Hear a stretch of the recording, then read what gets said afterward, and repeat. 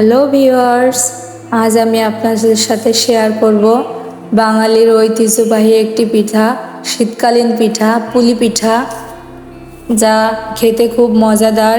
শীতের সময় গরম গরম পিঠা অনেক মজা লাগে। এখানে একটা মাঝারি আকৃতির নারকেল নিয়ে নিলাম। নারকেলটা আমি ভেঙে নিয়েছি, এখন নারকেলটা কুড়ে নিব। নারকেল কুড়ে নিয়েছি। এখন পিঠা তৈরি করার জন্য আমি পুর তৈরি করে নিব। পুর তৈরি করার জন্য আমি এখানে পরিমাণ মতো গুড় নিয়ে নিলাম।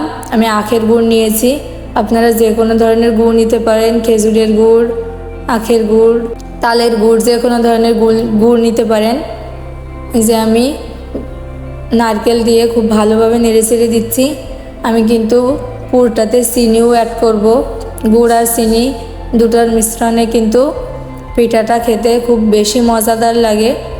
এই যে আমি এখানে এলাচ, দারচিনি আর তেজপাতা দিয়ে দিয়েছি। এখানে এলাচ দারচিনি দেওয়ার কারণটা হচ্ছে পুরটাতে সুন্দর একটা স্মেল আসে, এই জন্য আমি এলাচ দারচিনি তেজপাতা দিয়ে দিলাম। খুব ভালোভাবে নেড়েচেড়ে নিচ্ছি। আমি এখানে কিন্তু চিনি অ্যাড করলাম। চিনি আর গুড়ের মিশ্রণে কিন্তু পিঠাটা খেতে খুব বেশি মজাদার লাগে, খুব বেশি মজা হয়। এই যে আমি খুব ভালোভাবে নেড়েচেড়ে নিচ্ছি, অনবরত নাড়তে থাকবো, না হলে তলায় পুড়ে যেতে পারে। আর চুলার আঁচটা একদম মিডিয়াম লোতে রাখতে হবে, না হলে পুরটা পুড়ে যেতে পারে। সামান্য পরিমাণে লবণ দিয়ে নেব। মিষ্টিতে লবণ না দিলে কিন্তু পরিপূর্ণ মিষ্টির স্বাদটা আসে না। এই যে পুরের কালারটা ব্রাউন কালার হয়ে এসেছে। যখনই ব্রাউন কালার চলে আসবে তখনই মনে করবেন যে আমার পুরটা রেডি। পুরটা আমি প্লেটে ঢেলে নিলাম, এখন ঠান্ডা করতে দিলাম কিছুক্ষণের জন্য। এর ফাঁকে আমি হাঁড়িতে পরিমাণ মতো পানি দিয়ে নিচ্ছি। পানিটা বলক চলে আসলে আমি সামান্য পরিমাণ লবণ দিয়ে নিব। এখন আমি আটা দিয়ে দিলাম। পানিতে বলক চলে আসলে আমি আটা দিয়ে দিব, কারণ পানি যদি না ফোটে তাহলে পিঠাটা খেতে ভালো লাগবে না। আটাটা আমরা ঠান্ডা পানি দিয়ে না, গরম পানি দিয়েই আটাটা মেখে নিব। যে আমি আটাটা খুব ভালোভাবে গরম পানির সাথে মেখে নিয়েছি। এখন একটা সুন্দর একটা ডো তৈরি করে নিয়েছি। এখন ডোটা খুব ভালোভাবে মেখে নিচ্ছি, যেন কোনো বাবলস না থাকে, ভিতরে কোনো গোটা গোটা আটা দলা না থাকে। এই যে এখন আমি রুটির শেপ দিয়ে নেব। আমি একটা গোল করে নিয়েছি আটা।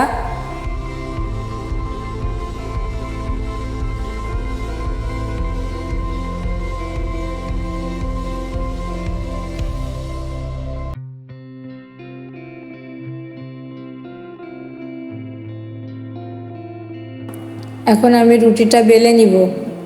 যে কিছু পরিমাণ আটা দিয়ে নিব, না হলে পিঠার সাথে লেগে যেতে পারে। যে আমি আটা দিয়ে রুটিটা বেলে নিচ্ছি। এই যে খুব ভালোভাবে রুটিটা বেলে নিতে হবে। রুটিটা খুব বেশি পাতলা করা যাবে না, একটু পুরু করতে হবে, তাহলে পিঠাটা খেতে খুব মজা হবে।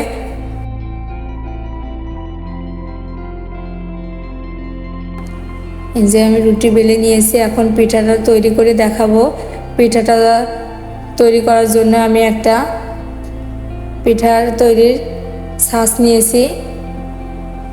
এখানে আমি পুরটা দিয়ে নিলাম। আপনারা পুরটা পছন্দ মতো দিতে পারেন। এই যে আমি পুরটা দিয়ে পিঠাটা তৈরি করে নিচ্ছি।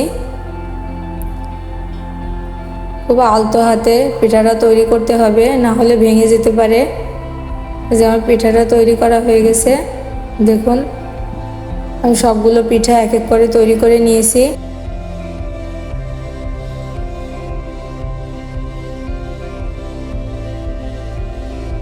আমি হাঁড়িতে পরিমাণ মতো তেল গরম করে নিয়েছি। এখন সেই তেলের ভিতর পিঠাগুলো ভেজে নিব। তেলের ভিতরে এক এক করে পিঠাগুলো দিয়ে নিয়েছি। পিঠাগুলো এবার ব্রাউন কালার করে ভেজে নিব। যে আমি এপিট ওপিট করে খুব ভালোভাবে উল্টে দিচ্ছি। আলতো হাতে উল্টে দিতে হবে যেন পিঠাটা ভেঙে না যায়। যে খুব ভালোভাবে আমি উল্টে দিলাম। দেখুন আমার পিঠাতে কিন্তু ব্রাউন কালার চলে এসেছে। যখনই বুঝবেন পিঠাতে ব্রাউন কালার চলে এসেছে তখনই কিন্তু বুঝতে হবে আমার পিঠাটা হয়ে গেছে। খুব বেশি কালার আনতে গেলে কিন্তু পিঠাটা পুড়ে যেতে পারে, তখন পিঠাটা খেতে মজা লাগবে না। এ পর্যায়ে আমার পিঠাটা তৈরি হয়ে গেছে। এখন আমি তেল থেকে পিঠাগুলো উঠিয়ে নিব। এই যে আমি ছাঁকনি দিয়ে পিঠাগুলো উঠিয়ে নিলাম। দেখুন পিঠাগুলো দেখতে কতটা লোভনীয় লাগছে, খেতেও কিন্তু অনেক সুস্বাদু ছিল। শীতের দিনে কিন্তু পিঠা খেতে বেশি মজা লাগে।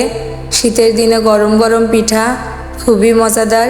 আমার নানুর বাড়িতে গেলেই আমার এই পিঠাটা তৈরি করে খাওয়ায়। এই পিঠাটা খেতে আমার খুব পছন্দের। আপনাদের কার কার এই পুলি পিঠা পছন্দ অবশ্যই কমেন্টে জানাতে পারেন। তো এরকম নতুন নতুন ভিডিও পেতে আমার চ্যানেলটি প্লিজ সাবস্ক্রাইব করে দেবেন। আজ এ পর্যন্তই, দেখা হবে পরবর্তী ভিডিওতে। আল্লাহ হাফেজ।